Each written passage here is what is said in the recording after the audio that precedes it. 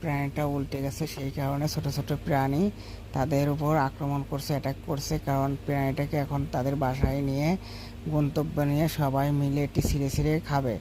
তো প্রাণীটা অনেক কষ্টে আছে, দেন কীভাবে উঠতে পারবো কিন্তু উঠতে পারছে না। প্রাণীটা এখনও তাজা আছে।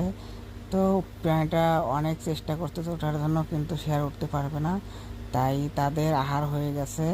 এখন অনেক ছোট ছোট প্রাণী তাদের নিয়ে যাচ্ছে, তাদের বাসায় নিয়ে যাবে। এই প্রাণীটা দেখে আমার খুবই মায়া লাগলো, কারণ এই প্রাণীটা উল্টে গেছে ভুলবশত। সে প্রাণীটা এখন উঠতে পারছে না। তো ছোট ছোট প্রাণী সত্যি সত্যি আক্রমণ করে ফেলেছে। এখন তার নির্ঘাত মৃত্যুর সজ্জায় তাদের এখন মৃত্যু হবে।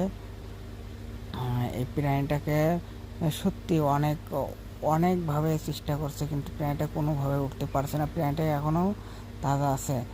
তো আমি লক্ষ্য করলাম এত বড় একটা প্রাণী কিভাবে উল্টে গেল, আর এই ছোট ছোট প্রাণীগুলো এত বড় প্রাণীকে কিভাবে আক্রমণ করলো। যাদের ভালো লাগে অবশ্যই